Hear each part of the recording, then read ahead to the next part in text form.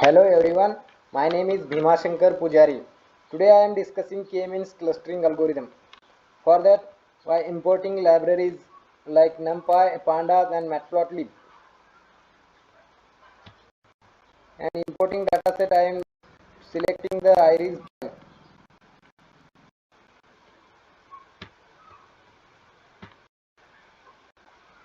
Now it's uploaded.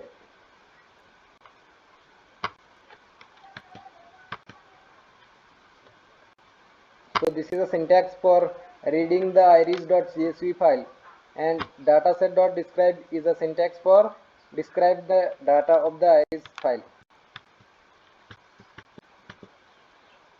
Now it is a syntax for extracting independent variable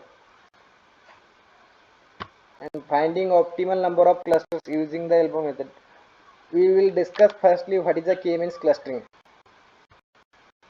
So K-means clustering is a type of unsupervised learning which is used when you unlabel the data, that is data without defined categories or groups.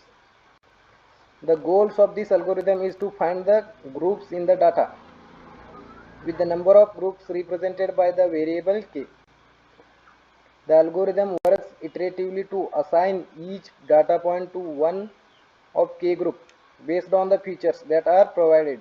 Data points are clustered based on feature similarity. The result of the K-means clustering algorithms are the centroid of the K-means clustering, which can be used to label new data. Labels for the training data. Each data point is assigned to the single clusters. So this K-means clustering algorithm has a 5 steps. First step is the choose the number of clusters. Choose the number of k clusters. Here k equal to 3, number of clusters. And step 2, select at random k points the centroid, not necessarily from the data set. And step 3 is assign each data point to the closest centroid. And step 4, compute the place the new centroid of each cluster. Then step 5, reassign each data point to the new closest centroid. If any reassignment took place, go to the step 4. So here is a graphical representation for these steps of algorithm. Here is a first step, number of clusters equal to 3. Here is a this is the first and this is second. Here is the third. And assign the centroid for the data points. Here is the first point and second point and third point. Step 3, assign each data point closest centroid. These data points are closest to this centroid, and these data points are closest to this centroid, and these red data points are closest to this red centroid. And compute and place the new centroid of each cluster. And step 5, reassign each data point to closest centroid. If any reassignment took place, go to the step 4.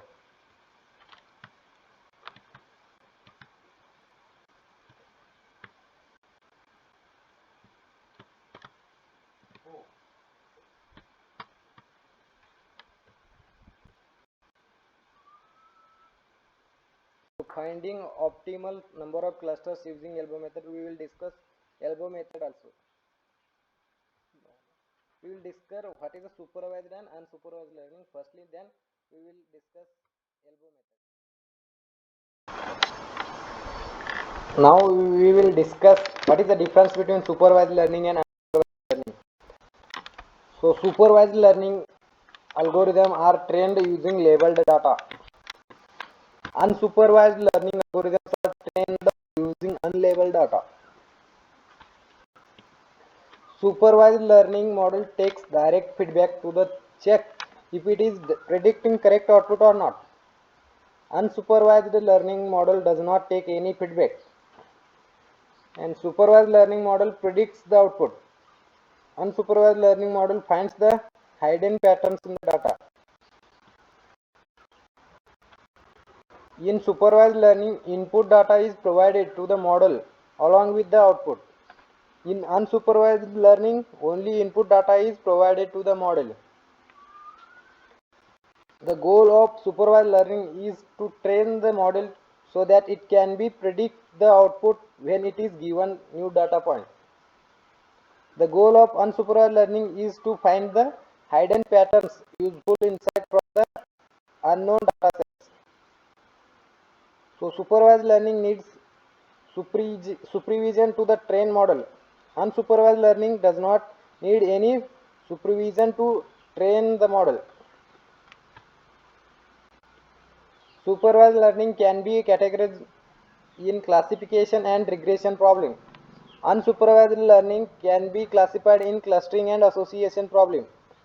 Supervised learning can be used for those cases where we know the input as well as corresponding output. Unsupervised learning can be used for those cases where we have only input data and no corresponding output data. Supervised learning model produces an accurate result. Unsupervised learning model may be give less accurate result as compared to the supervised learning. Supervised learning is not close to true artificial intelligence, as in this we first train the model for each data and then only it can predict the correct output. Unsupervised learning is more close to the true artificial intelligence, as it learns similarly as child learns daily routine things by this experience. It includes various algorithms such as a linear regression, logistic regression, support vector machine, multi-class classification, decision tree, etc. It includes various algorithms such as a clustering, KNN, and a priori algorithm. These points are the supervised learning and unsupervised learning difference. Now we discuss elbow method. Elbow method definition and how it works. The elbow method is one of the most popular way to find the optimal number of clusters. This method uses the concept of WCSS value. WCSS stands for within cluster sum of squares, which defines the total variations within a cluster. The formula to calculate the value of WCSS is given below. Here is a formula for calculating WCSS. In this above formula, summation of pi in a cluster 1 distance pi comma c1 square, it is the sum of square of the distance between each data point and its centroid within a cluster 1 and the sum for two terms. To find the optimal value of clusters, the elbow method follows the below steps. It has 4 steps. It executes the k-means clustering on a given data set for different k values. For each value of k, calculate the WCSS value. Plots a curve between calculated WCSS values and the number of clusters k. The sharp point of Bn or a point of the plot likes loop an arm, then that point is considered as the best value of k. And here is a graph of elbow method.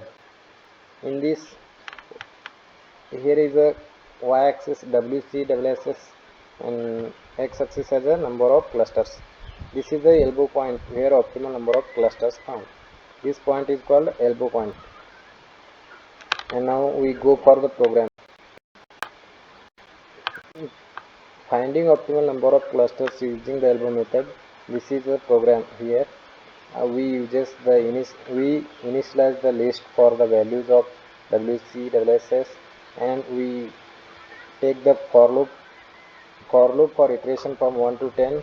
Then this plt.plot function uses, and we use the title function, then x label and y label. So title is for giving the title of the graph, and X label is for X axis and Y label for Y axis. And I will run this program.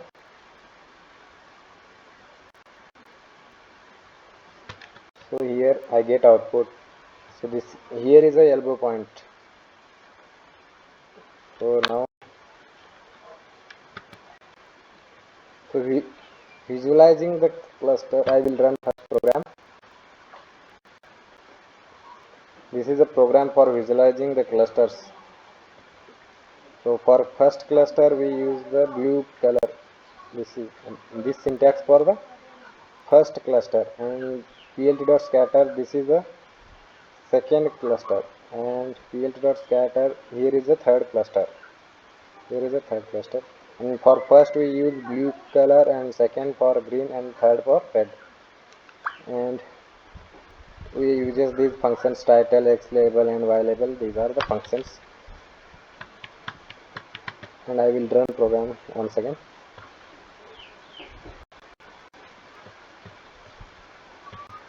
Here I get output.